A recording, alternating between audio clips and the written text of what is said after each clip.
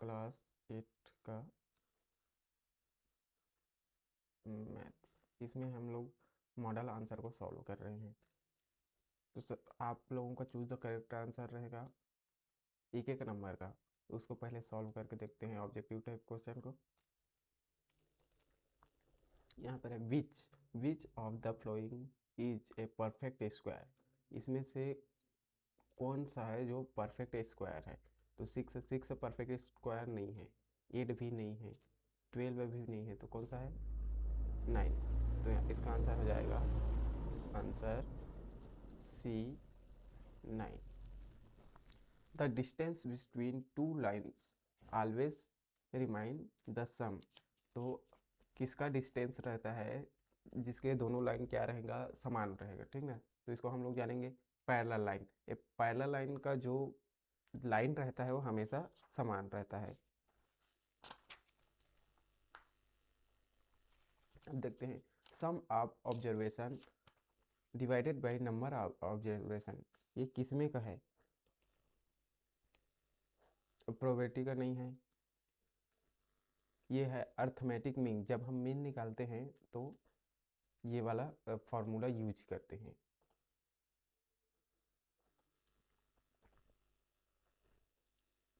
तो इसका आंसर हो जाएगा आंसर बी,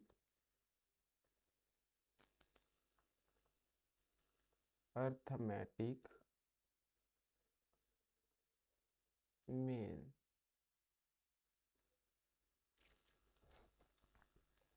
चलिए नेक्स्ट ऑब्जेक्टिव क्वेश्चन को देखते हैं। The product of -3x and 7x is. -3x और 7x का हम लोग मल्टीप्लाई कराएंगे तो कितना आएगा? सॉल्व करके देखते हैं इसको। आप रफ कार्य में उसको सॉल्व कर सकते हैं। तो पहले 3 - 7 का मल्टीप्लाई कर देंगे तो कितना होगा? 7 3 जा 21, और माइनस था तो माइनस करेंगे, ठीक। यहाँ पर एक्स है, यहाँ पर एक्स है, एक्स से एक्स का मल्टीप्लाई होता है तो एक्स स्क्वायर हो जाता है। तो ऐसे वाला कहाँ पर है उसको देखेंगे, डी, डी वाला नंबर में है। तो हमारा आंसर क्या हो जाएगा? Answer D -21x²। अब 5 वाला क्वेश्चन देखते हैं। द आंसर कितना नंबर रहता है डाइस में? 6 है, तो नीचे में हाँ 6 आ जाएगा, लेकिन एक बार हम लोग उसको फेंकते हैं तो सिर्फ एक ही नंबर आएगा, तो यहाँ पर एक। तो इसका आंसर हो जाएगा ए।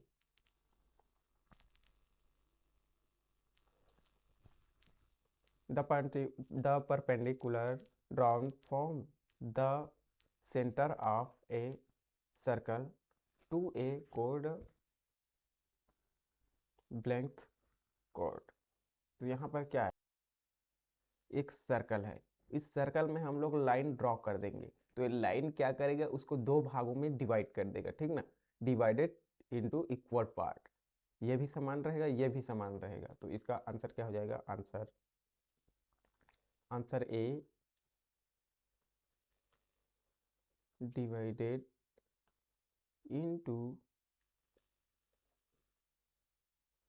Equal part parts. चलिए नेक्स्ट क्वेश्चन को देखते हैं। Which the polygon with the list number of side. जो पॉलीगॉन है उसका सबसे छोटा नंबर कौन सा रहेगा बोल रहे हैं, ठीक ना। तो सबसे छोटा पॉलीगॉन का सबसे छोटा नंबर होता है ट्रायंगल। तो इसका आंसर क्या हो जाएगा? Answer B, triangle. अब देखते हैं the inverse of -17 divided by 5 is.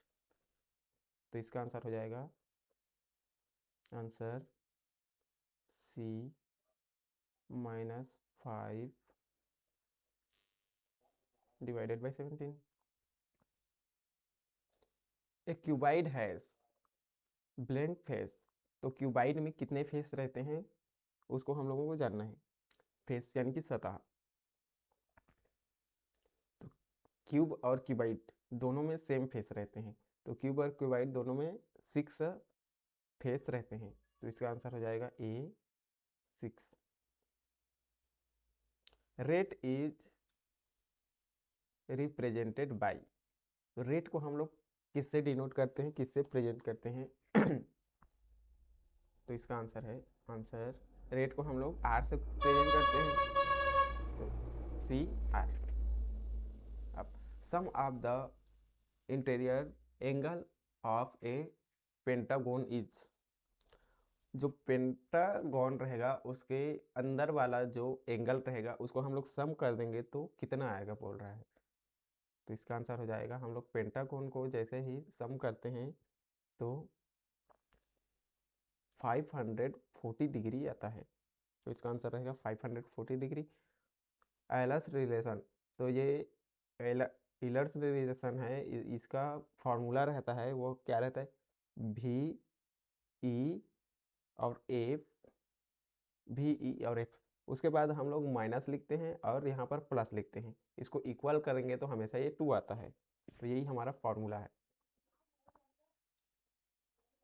A multiply bracket B plus C bracket close equal to A multiply B plus A multiply C is known as blank law. तो ये कौन सा law में आता है, कौन सा नियम में आता है, उसको हम लोग जानेंगे। तो ये आता है डिस्ट्रीब्यूशन लॉ। तो डिस्ट्रीब्यूशन लॉ यहाँ पर लिख देंगे हम लोग, डिस्ट्रीब्यूशन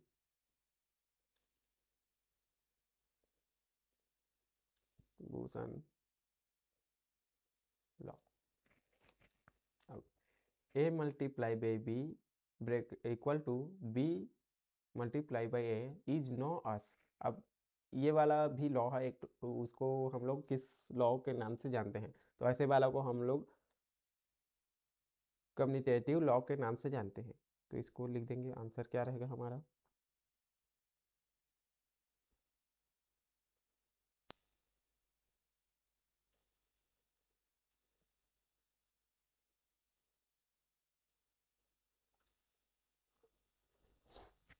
फिफ्टीन नंबर का क्वेश्चन देखते हैं। All the angle formed in a sum circle segment is, तो जो सेम सर्कल रहेगा उसमें जो एंगल बनेगा वो कैसे रहेगा बोल रहा है। तो जो सेम सर्कल में हम लोग एंगल बनाते हैं सेम, तो उसका जो एंगल का वैल्यू रहता है हमेशा सेम ही रहता है, इक्वल रहता है, तो यहाँ पर आंसर आ जाएगा, आंसर इक्वल। देख लेते हैं, ये आपका 6 क्वेश्चन रहेगा, एक क्वेश्चन में 2 मार्क रहेगा, तो इसको सॉल्व करते हैं। The side of polygon is 15 in numbers, then find the sum of interior angle of a polygon. तो उसका इंटीरियर नंबर को फाइंड करने का एक फॉर्मूला रहता है, फॉर्मूला है n-2 मल्टीप्लाई बाई 180 डिग्री, ये हमारा फार्मूला रहता है। इस फार्मूला में हम लोग पुट कर देते हैं, तो यहाँ पर है वेयर n का वैल्यू, n इज क्या है हमारा 15 है, n का वैल्यू 15, इसी n के वैल्यू को इस फॉर्मूला में रख देंगे।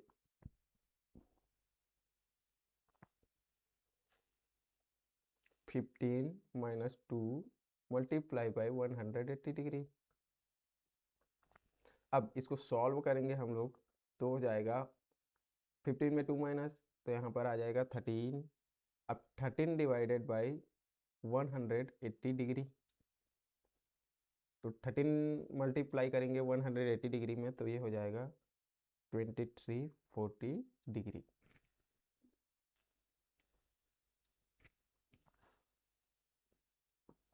अब देखते हैं find, third question, find the value of x and y form the given figure. चित्र में जो भी वैल्यू दिया हुआ है उसका हम लोग x और y का वैल्यू फाइंड करेंगे। Equal to x equal to y. जो 33 है वो x का वैल्यू भी 33 होगा और y का वैल्यू भी 33 होगा। तो एंगल x क्या हो जाएगा, 33 हो जाएगा, 33 डिग्री। और सेम इसी तरह एंगल y भी रहेगा, वो क्या रहेगा, 33। चलिए नेक्स्ट क्वेश्चन को देखते हैं। Right the given polynomial in discrete order of variable. यहाँ पर जो पोलिनोमियल दिया गया है उसको हम लोग इन डिस्क्रीट ऑर्डर में लिखेंगे। तो सबसे y square 6y square, after then मैं प्लस 4, ये हमारा आंसर रहेगा। Express 27 divided by 125 in the form of exponent. इसको एक्सपोनेंट फॉर्म में लिखना है, इसको पावर के रूप में लिखना है। तो कैसे लिख सकते हैं हम लोग, 23 है, 3 के टेबल में आता है, तो इसको लिख सकते हैं 3 3 जा 9 और 9 3 जा 23, ऐसे लिख सकते हैं। अब ये है, ये 5 के टेबल में आएगा, लास्ट में 5 है तो 5 5 जा 25 और 25 5 जा होता है 125। अब इसको हम लोग एक्सपोनेंट में लिख देते हैं। 3 कितने टाइम्स है, 3 टाइम्स, तो यहाँ पर 3 लिखेंगे। 5 कितना टाइम्स है, 3 टाइम्स, तो इसको 3 लिखेंगे। अब दोनों सेम सेम है तो हम लोग एक ब्रैकेट ले लेते हैं और उसमें लिखेंगे 3/5 पावर ऑफ 3।